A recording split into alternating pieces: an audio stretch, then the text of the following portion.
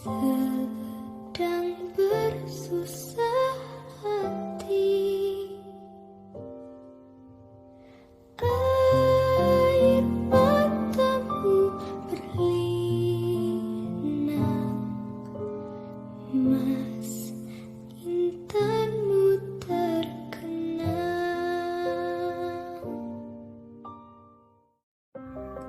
Apabila jika melihat ke belakang, utamanya mengaca pada kejadian gempa yang menyebabkan tsunami di Aceh pada tahun 2004, para ahli mengatakan apabila dilihat secara geologi, baik dari lempengan dan patahan yang ada, gempa memang sudah pasti akan terjadi di Indonesia. Wilayah Indonesia itu sangat berpotensi terjadi gempa bumi karena posisinya yang berada di pertemuan tiga lempeng utama dunia, yaitu Eurasia, Indo-Australia, dan Pasifik yang sebelumnya pernah kita bahas. Wilayah Indonesia juga sangat kaya dengan sebaran patahan aktif atau sesar aktif. Ada lebih dari 200 yang sudah terpetakan dengan baik dan masih banyak yang belum terpetakan, sehingga tidak heran jika wilayah Indonesia itu dalam sehari bisa lebih dari 10 gempa yang terjadi. Sejumlah patahan aktif tersebut adalah patahan besar Sumatera yang membelah Aceh sampai Lampung, sesar aktif di Jawa, Lembang, Yogyakarta, di utara Bali, Lombok, NTB, NTT, Sumbawa, di Sulawesi, Sorong, Membramo, di samping di Kalimantan. Posisi Indonesia juga kan sebelumnya sudah dijelaskan bahwa kita berada di cincin api Pasifik atau Ring of Fire, yaitu daerah tapal kuda sepanjang 40.000 km yang sering mengalami gempa bumi dan letusan gunung berapi yang mengelilingi cekungan Samudra Pasifik.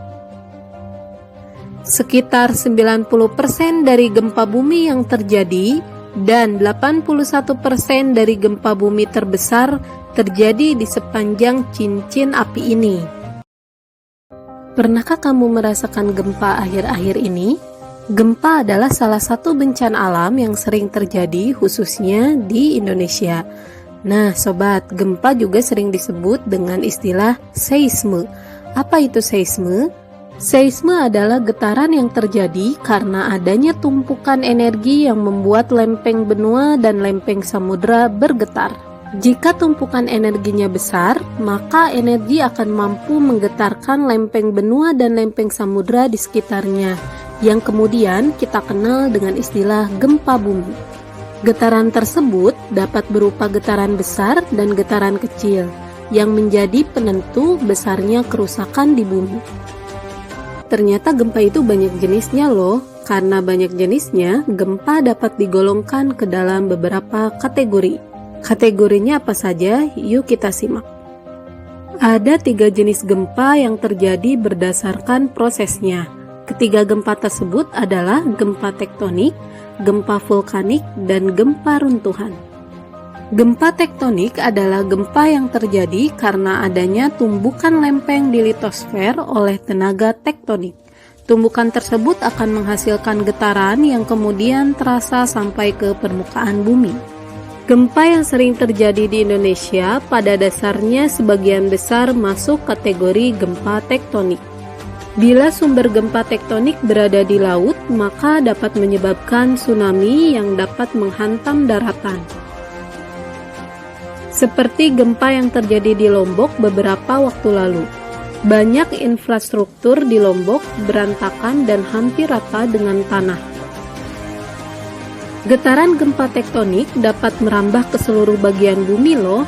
Artinya, bila terjadi gempa di Indonesia, beberapa negara di sekitar Indonesia dapat merasakannya, bergantung pada titik awal lokasi gempa tersebut.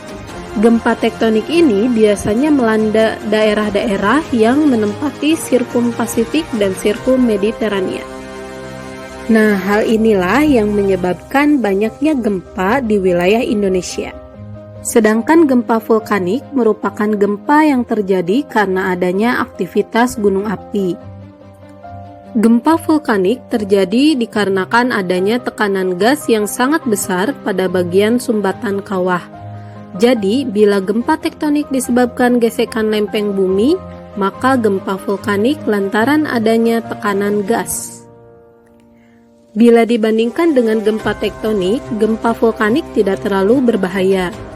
Sebab hal yang paling berbahaya pada fenomena gempa vulkanik ialah pada fenomena gunung meletusnya. Gempa satu ini juga sering terjadi di Indonesia, khususnya di daerah dengan gunung berapi aktif.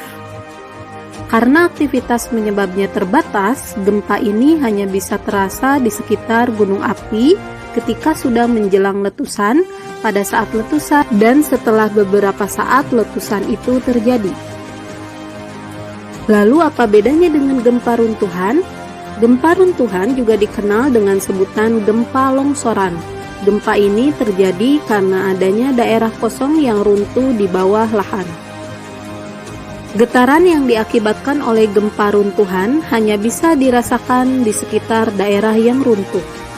Tanah yang longsor tersebut bisa diakibatkan oleh erosi atau gunung kapur yang runtuh, atau bisa juga terjadi lantaran adanya tempat penambangan yang runtuh.